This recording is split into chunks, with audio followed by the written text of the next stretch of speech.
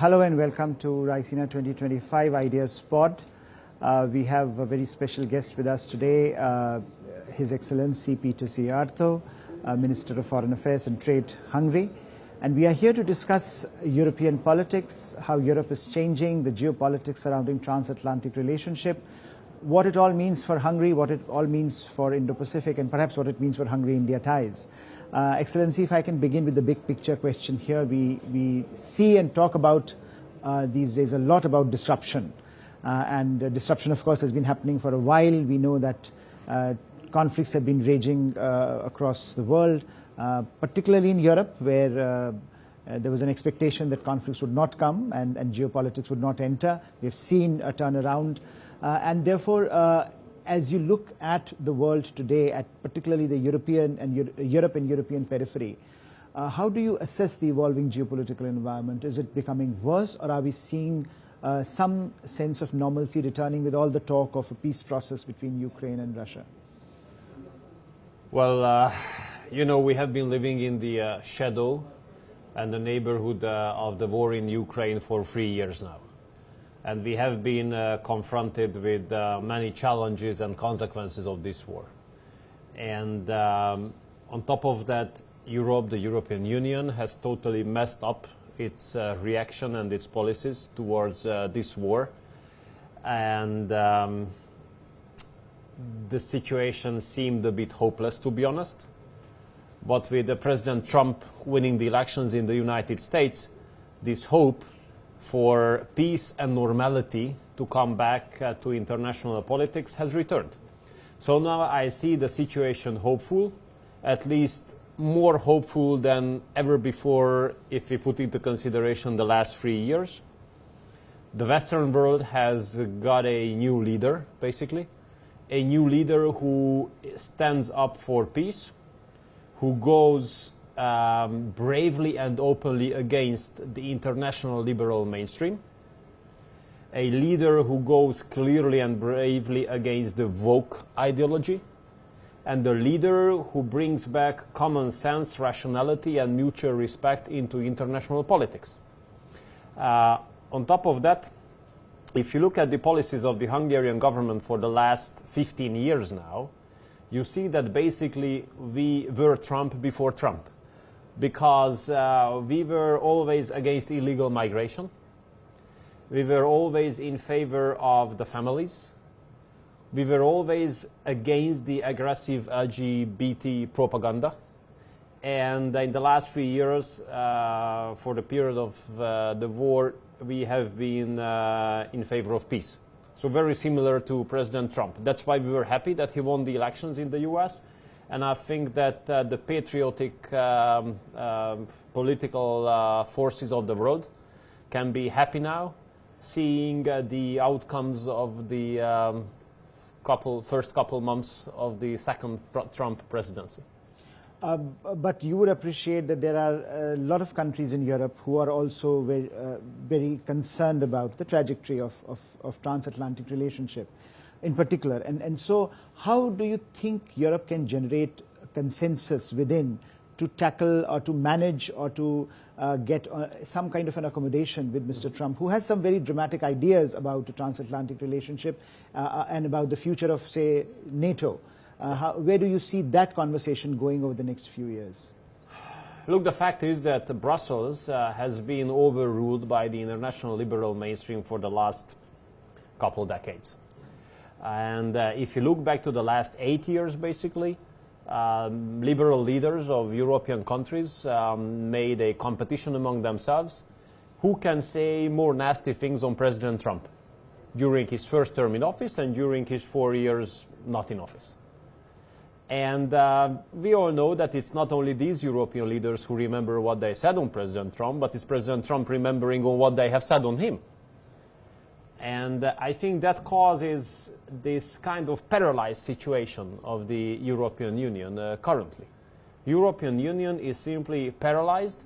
European Union has basically phased out itself from the circle of global players of global economy and global politics. and Europe has been losing a big bunch of competitiveness in the recent years. So how we can get along better with President Trump? Patriots in Europe must win elections, and patriots in Europe must get strengthened. You know, it's happening. After the last European Parliament elections, the group of the patriotic political forces was able to form the third largest group in the European Parliament. Now, what shows the level of standards of democracy in Europe can be seen easily on the fact that this third largest group in European Parliament is excluded from any functions, any major discussions in the European Parliament. So, but the patriots are getting stronger and stronger. And the stronger the patriotic forces in Europe get, the better the transatlantic relationship under President Trump will be. And so, by and large, you do see, and you do talk about a sense of optimism, and you do see optimistic signs emerging on the continent. But in one area where Hungary, for example, might have to choose, like some countries, is these signs of tensions among great powers, in particular U.S.-China. And Hungary has a relationship, economic relationship, very vibrant one with China, like many countries, like most countries in the world. How do you navigate this great power competition that is now becoming so central to the way perhaps the big powers are looking at the world and imposing their choices on the countries? Well, maybe I'm not right, but I think it's not absolutely necessary that there's going to be a conflicting relationship between US and China in the upcoming period of time. I have two arguments for that. Maybe I'm totally wrong, but still. First, that President Trump has cut the financial sources of the former American foreign policy strategy, which was based on interfering into domestic issues of other countries. And he has replaced this former strategy by mutual respect and interest-based cooperation, which I think can be helpful from a perspective of a balanced American-Chinese relationship for the future. Plus, my second argument is the track record of President Trump during his first term. Because President Trump during his first term was able to make such deals which no one expected. I mean, who would have expected the Abraham Accords to be completed? Who would have expected Bahrain and the United Arab Emirates signing the Abraham Accords together with Benjamin Netanyahu in the garden of the White House?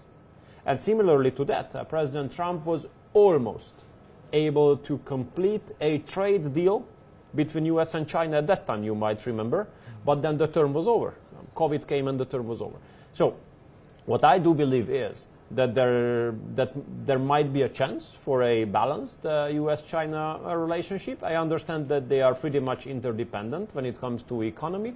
Well, to be honest, if they get along well with each other, it's good news for us, because we are a small landlocked Central European country, a country where export represents around 80% of GDP. So for us, the functioning of global trade and global economic system is vital.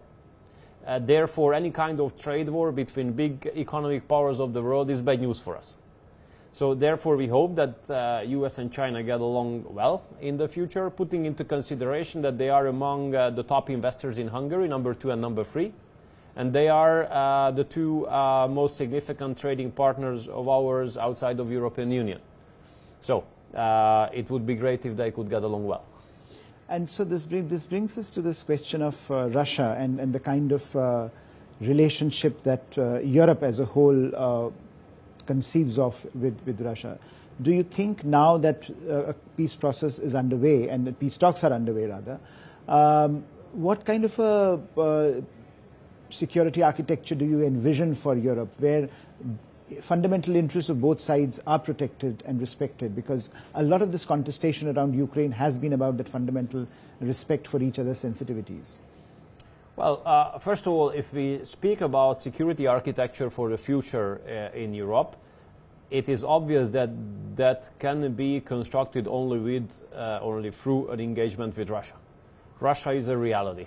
Russia is there and Russia will remain there. So speaking about European security or European security architecture without the involvement of Russia simply doesn't make sense. So therefore, what we argue in favor of is the relationship between between EU and Russia to come back to the field of normality. Because cutting the relationship is one of the major reasons why the European competitiveness has decreased a lot. Because if you look at the basis for the European competitiveness and the development of European economy back 3, 5, 10 years ago, there was a combination of the highly developed Western technologies and the easily accessible, relatively cheap Russian energy sources. A combination of the two ended up in a competitive European economy. Now, since the European Union has been implementing totally inefficient sanctions against Russia, this model of economic growth is over and there's nothing new instead of that, unfortunately. So what happens now is that European companies pay 4 or 5 times more for gas compared to the American competitors, 2 or 3 times more for electricity than Chinese competitors. So how can you be competitive under these kind of circumstances? So therefore, from the perspective of Europe and from the perspective of the future competitiveness of Europe, it is vital that the Europe-Russia or EU-Russia relationship comes back to the field or to the basis, to the platform of common sense, normality, and rationality. We in Hungary always argued in favor of the channels of communication to be kept open with the Russians. We have offered Hungary as a place for negotiations about peace and ceasefire, like 2-3 days after this war had been launched. We have carried out, by the leadership of our Prime Minister, a peace mission last year, taking advantage of our presidency of the European Union, at the end of which we proposed ceasefire and peace talks. You cannot imagine how badly we were attacked for those. We were considered and judged and, lectured as puppet of Putin, spy of the Russians, propagandist of Kremlin. And now Europeans speak about why Russia doesn't accept ceasefire, So it shows to me very clearly that a rational approach would have been and is very necessary from the future perspective of Europe when it comes to economy and security both. Excellency, but there is also a lot of concern in certain countries, particularly neighboring countries of Russia, European countries, about the future prospects of how far Russia should be engaged with. And so there is of course, there is a concern in the Baltic states, for example, but it also is linked to this wider question that Europe is trying to answer about investing in defense and creating its own defense frameworks and infrastructure, and investing more now given what had been in the past. How do you relate this to and how optimistic you are that Europe as a whole will be able to sustain this momentum, given years of underinvestment in defense, suddenly propelling Europe to self-introspect? Well, what's going to happen regarding the war, it does not depend on Europe anymore, I have to tell you. It depends on the US-Russia talks. So if the US-Russia talks are successful, if the Americans and the Russians agree on something, then peace has a chance to return to Central Europe. We have a very clear historic experience from the central part of Europe. Whenever US-Russia relations were satisfactory, our situation was better. Whenever there were bad relations between the US and Russia, our situation was worse as well.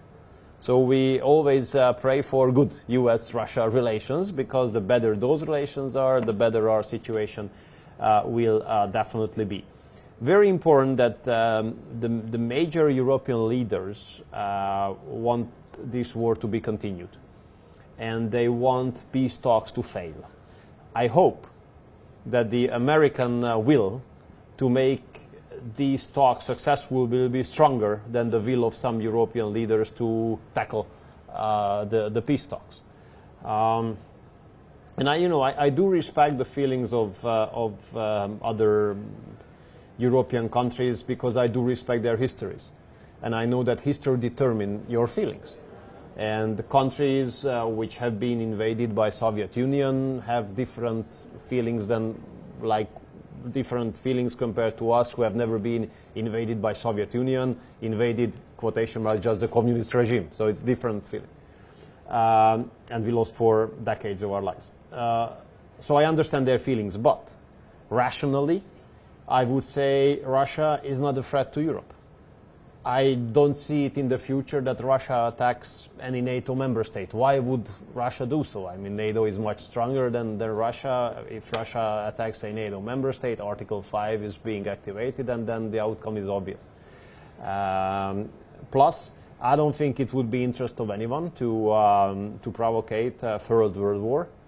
And we all know that in case there's a direct Russia-NATO confrontation, it's easily third world war. So therefore, I don't think Russia poses a threat on Europe. I don't think Russia would attack any other European country. And I do believe that a security architecture of Europe could be agreed upon, but then it only makes sense in case Russia is around the table. But your assessment is based on the fact that Mr. Trump will continue with NATO, his American engagement with NATO, because he's also given mixed indications about NATO. So you're optimistic about NATO's future as well. I'm optimistic about NATO's future. NATO is the strongest defense alliance of the world, but I would like to underline the word defense. So it has not been created as an attack alliance. It has been created as a defense alliance. So any kind of attempt to drag NATO into a war outside of NATO territory is unacceptable for us. Totally unacceptable. When it comes to President Trump, President Trump has a very clear expectation towards allies to allocate funds for their own security. And I think it's totally understandable.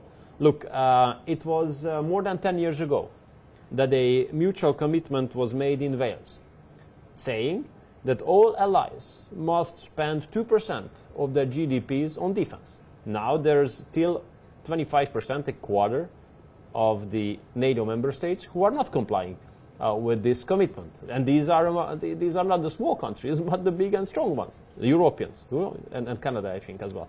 They are not complying with the 2% commitment. Hungary does. Central European countries do, even higher. So our situation is much better. But we understand President Trump's approach that we do have to spend on our own defense as well, reflecting to that, partly. There was an agreement among EU member states that we increase our defense spendings in a way that the European Commission will not take all the defense spendings into consideration when it comes to the calculation of state debt and budget deficit, which I think is a rational move. And then we'll see where does it end up, where it will end up. I remember the first summit President Trump took place, I think back in 2016, where he called for the allies to spend on their defense as well. So I think the expectation should be the same from his perspective. Just rounding this off, Excellency, one final question.